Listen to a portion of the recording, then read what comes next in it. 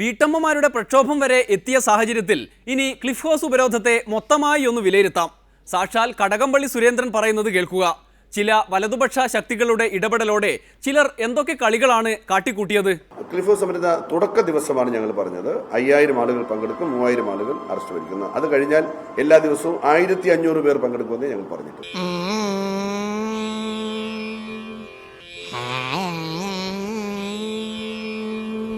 അതൊക്കെ നിങ്ങൾക്ക് തോന്നുന്നതാണ്. വല്ലാതെ നോക്കിയാൽ മാത്രമേ 150-നെ കാണാൻ പറ്റുള്ളൂ. അവിടെ ചെല്ലുമ്പോഴത്തേക്ക് 2-3-4 പോലീസുകാരിരുന്ന് വരുന്ന ആളുകളുടെ പേര് എഴുതിയെടുക്കുന്നതാണ് നിങ്ങളുടെ കണക്കെങ്കിൽ ഞങ്ങൾ സമ്മതിച്ചു. ഞങ്ങൾ അറസ്റ്റ് നിങ്ങൾ കാണുകയല്ലേ, അവിടെ ഉള്ള ആളുകളെ കാണുന്നുണ്ടല്ലോ. അതിന് എങ്ങനെയാണ് ഇത്ര ചുരുക്കി കാണാൻ കഴിയുന്നത്? ഒരാളിനെ ഒരാളായിട്ട് കാണണ്ടേ, രണ്ടായിട്ട് കാണണ്ട.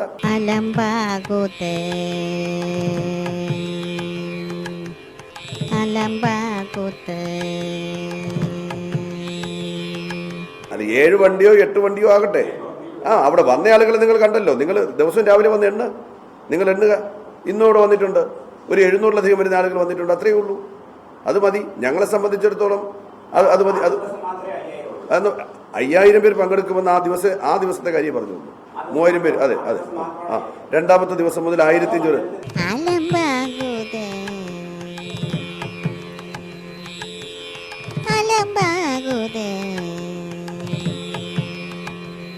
ആദ്യത്തെ ദിവസം 2 മണ്ഡലങ്ങളിൽ നിന്നായിട്ട് 1500, 3000 പേർ ആശ്രയിക്കും. 5000-ഓളം വരുന്ന ആളുകൾ ആദ്യത്തെ ദിവസത്തെ പരിപാടി പങ്കെടുക്കുന്നു.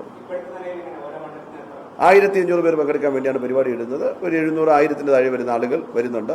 കുറേയേറെ ആളുകൾ അറസ്റ്റ് വരിക്കുന്നത്. ചെന്നാൽ തന്നെ ഉടൻ തന്നെ അവരെ പറഞ്ഞു വിടുകയാണ്. എഴുതിയെടുക്കാൻ വേണ്ടി പോലും തയ്യാറല്ല. അവിടെ എഴുത്താണ് നിങ്ങളുടെ കണക്കെങ്കിൽ റൈറ്റ്.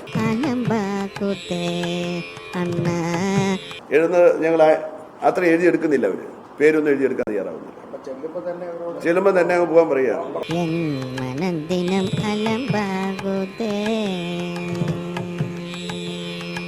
അതാണ്, ആരൊക്കെ എന്തൊക്കെ ചെയ്താലും സമരം നമ്മൾ തുടരുക തന്നെ ചെയ്യും. എന്നാൽ മുന്നണിയിൽ ചില ഭിന്നാഭിപ്രായങ്ങളുണ്ട്. ആധുനിക സാങ്കേതിക വിദ്യകൾ ഉപയോഗിച്ച് ഫേസ്ബുക്കിലും ട്വിറ്ററിലുമൊക്കെ ആം ആദ്മി മോഡലിൽ സമരം നടത്തണമെന്ന അഭിപ്രായം RSPക്കുണ്ട്. CPIക്കാണെങ്കിൽ അതൊന്നുമല്ല. ക്ലിഫ് ഹൗസ് ഉപരോധം എത്രയും പെട്ടെന്ന് പിൻവലിക്കണം. സോഷ്യൽ മീഡിയയെക്കുറിച്ച് TJ ചന്ദ്രചൂഡനും VS സുനിൽകുമാറും തമ്മിലുള്ള തർക്കമാണ് ഇനി. ഏത് പ്രക്ഷോഭണമായാലും നിരന്തരമായി ജനങ്ങൾക്ക്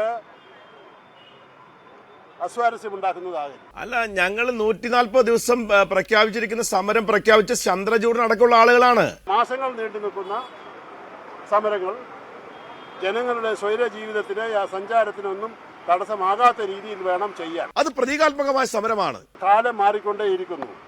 അതനുസരിച്ച് കോലം മാറണം. ഈ മുന്നണിയിലെ ഏറ്റവും പ്രധാനപ്പെട്ട ഒരു നേതാവാണ് ചന്ദ്രചൂഡൻ. അദ്ദേഹത്തിന് എത്ര MLA ഉണ്ടോ MP ഉണ്ടെന്നുള്ളതല്ല. വിവര സാങ്കേതിക വിദ്യയുടെ വളർച്ചയുടെ കാലഘട്ടത്തിൽ ഇപ്പോൾ തടഞ്ഞു നിർത്തി തന്നെ ആളുകളെ പറഞ്ഞ് ബോധ്യപ്പെടുത്തണമെന്നില്ല. ഇതുപോലെ സമരമൊന്നും ആവശ്യമില്ല. ഒക്കെ സോഷ്യൽ നെറ്റ്വർക്കിലൂടെ പോയാൽ മതി എന്നുണ്ടെങ്കിൽ പുതിയ മാർഗങ്ങൾ നാം സ്വീകരിക്കണം. ഞാൻ പറയുന്നത് പുതിയ സമരായുധങ്ങൾ സ്വീകരിക്കണം. എല്ലാവരും സോഷ്യൽ നെറ്റ്വർക്കിലൂടെ, ഫേസ്ബുക്കിലൂടെ, ഇന്റർനെറ്റിലൂടെ ഇരുന്ന് വീട്ടിലിരുന്ന് നമ്മുടെ കമ്പ്യൂട്ടറിന് മുമ്പിലിരുന്ന സമരം എല്ലാം ഗംഭീരമായി നടക്കും. പുതിയ പ്രചാരണ മാർഗങ്ങൾ കണ്ടെത്തണം. പ്രശ്നങ്ങളെല്ലാം പരിഹരിക്കും.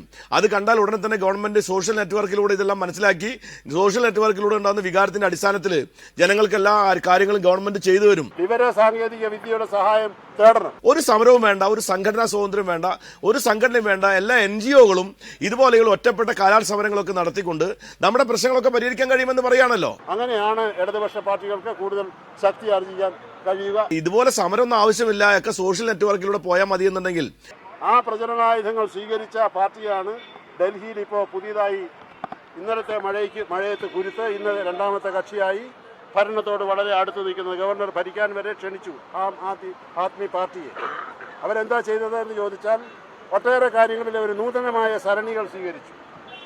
ഓട്ടോറിക്ഷയിലല്ലാതെ സഞ്ചരിക്കില്ല സ്ഥാനാർത്ഥിയും പ്രവർത്തകരും, വീട്ടിൽ ചെന്നല്ലാതെ വോട്ട് ചോദിക്കില്ല എന്ന് പറഞ്ഞാൽ അതിനുവേണ്ടി ആളെ ഉണ്ടാക്കി. സോഷ്യൽ മീഡിയ വഴി സോളാർ സമരം വന്നാൽ അതിലും ഒത്തുതീർപ്പുണ്ടാക്കുമോ എന്നാണ് ചില അരാഷ്ട്രീയവാദികൾ ചോദിക്കുന്നത്. ഇത്തരം ചോദ്യങ്ങൾ ചോദിക്കുന്നവരെ പാർട്ടി ഉടൻ നിയന്ത്രിക്കുമെന്ന പ്രതീക്ഷയോടെ അടുത്ത ഇടവേളയിലേക്ക്. അത് കഴിഞ്ഞ് മദ്യസൽക്കാരം. എത്രയോ സർക്കാർ ഉദ്യോഗസ്ഥന്മാരെ കണ്ടിട്ടുണ്ടോ? ഇത്രയും മഹാമനത്തുള്ള സർക്കാർ ഉദ്യോഗസ്ഥരെ ഞാൻ ആദ്യമായിട്ടാണ് കാണുന്നത്. മുഖ്യമന്ത്രിയുടെ സാന്നിധ്യത്തിൽ മദ്യം വിളമ്പി എന്ന് കേൾക്കുന്നു. നേരം വെളുക്കുന്നവരെ ഇങ്ങനെ തീറ്റയും കൂടിയായിട്ടിരുന്നാ മതിയോടോ?